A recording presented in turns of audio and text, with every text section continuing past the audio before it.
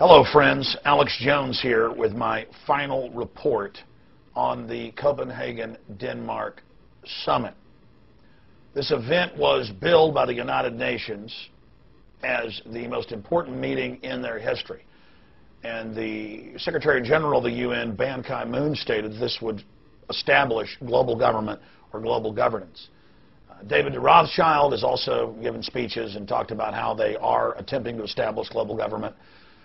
We also have Herman van Rompuy, the head of the EU, announcing that this signifies the first year of a true global government, and that the carbon taxing system will be the funding mechanism for the world government. But it is the awareness itself that will drive the change, and one of the ways it will drive the change is through global governance. 2009 is also the first year of global governance, with the establishment of the G20 in the middle of the financial crisis.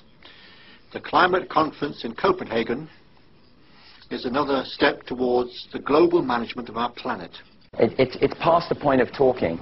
We know historically that the global governance the sort of agenda to these issues is very hard to try and, with all the best intentions, it's very hard to actually activate. I can happily announce to you that the event has ended in massive failure, but unfortunately not complete failure, because when the New World Order doesn't first succeed, they try again.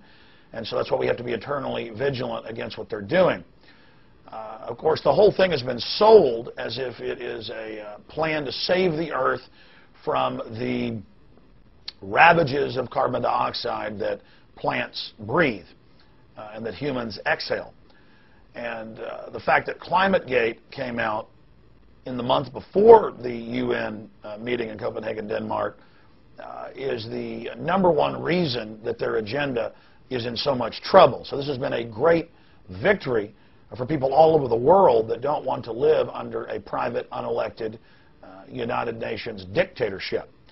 But one of the other big reasons that the conference has largely failed, I'll get into their one victory, and it is substantive, is because the Danish text, 2 days into the meeting last week, got leaked. And this was the plan of the industrialized world to basically double the amount of taxes on the third world, to freeze their economic development, and to keep them basically impoverished, so that the IMF and World Bank consortiums for private central banks could continue to come in and keep them under their control and keep them deep in debt.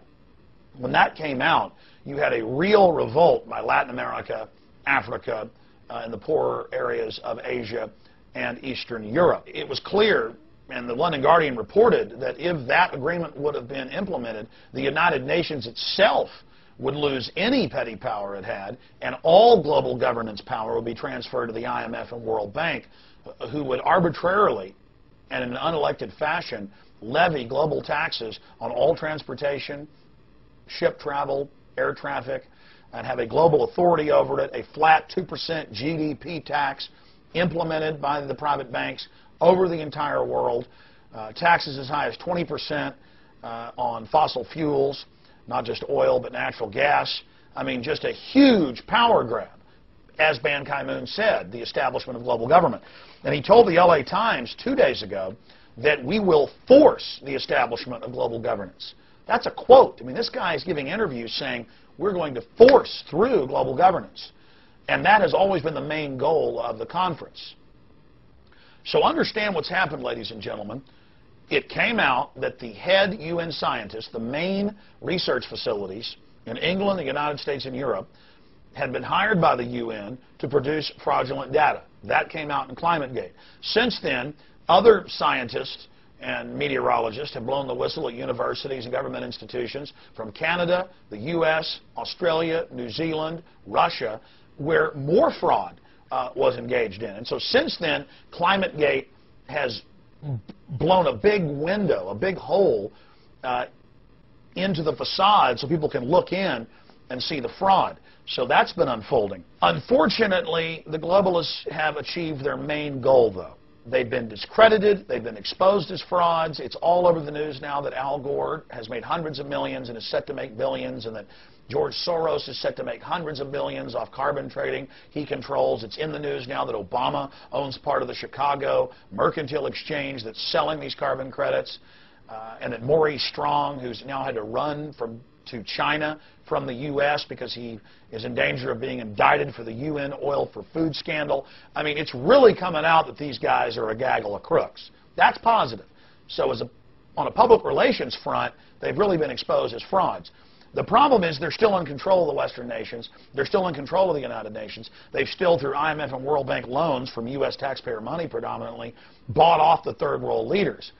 And so even though they've been exposed, they're still going ahead with a draft that the major nations have signed on to. They just wanted to expand their agreement for more taxation and control to establish a global framework and a global enforcement system in the future to levy these taxes and to regulate these taxes on a planetary scale. So they have gotten that. We interviewed yesterday and today Lord Christopher Monckton, who's an expert on this and who's been in the Copenhagen event for the last week and a half, to get his take on it.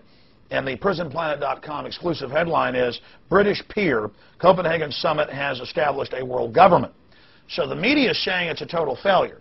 And it is a failure from the whole agenda they wanted, but not a failure in that they have agreed to meet again in Mexico City, and they have agreed that they will begin setting up and establishing this system to run the planetary regulation and taxation and control over all industry and all human activity.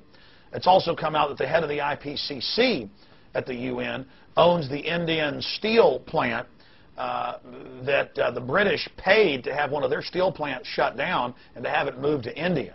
So that's coming out. So I mean, there's so much to cover here. The point is, the really good news for everyone is that their agenda is being exposed. They didn't get a lot of what they wanted, but the bad news is they got the heart of what they wanted through. We are definitely gaining traction. The momentum is now shifting over to people that want national sovereignty, that want to have elected governments, that don't want to live like people in the European Union who've lost their sovereignty to the unelected bureaucrats in Brussels. So despite the fact that Obama got angry and lectured everyone and said, you know, the time for talk is over, you must submit to the entire agenda, despite the fact that he did that, they have still failed. It also came out separately on the ClimateGate front that the top scientist of the IPCC, who works for Maurice Strong, this broke nationally here in the United States on national television in a video interview for the first time. Ben Santer, the head climate researcher at the IPCC, author of Chapter 8 of the IPCC Working Group report, admits that they deleted 5 sections from the UN's own report that stated that man is not contributing to climate change. You understand, the UN scientists brought them the research and said, we can't prove man's doing this, and it looks like man has no effect whatsoever compared to the sun and the moon and all these other tidal forces. And he cut that out. So that's now coming out. So the dam has broken on the manipulation of the data. And so the beginning of the end has certainly begun, as long as we continue to expose this fraudulent agenda for what it is. A plan by a group of industrialists and bankers to scare the world population into relinquishing their rights and turning it over to an unelected IMF World Bank government that taxes the West, then takes that money and loans it back to third world and first world nations, and then makes those nations agree to a list of demands to destroy their industrial capacity, which will result in a death sentence. 15 million people starve to death a year in the third world. Over 100 million people are right on the verge of starvation at any one time, and so it's very easy to tip them into mass starvation and death. Just the ethanol production in the U.S. and in Brazil and a few other countries, taking a third of our grain production out and putting it in for ethanol, caused an additional 10 million people to starve to death in 2008. And those are conservative numbers. So think of the scale of mass murder and genocide that we're dealing with here. And that's how Mao Zedong killed over 60 million people, and how Stalin killed more than 10 million in the Ukraine, was by simply cutting the food supply off to people. And that's what is at the heart of this global government.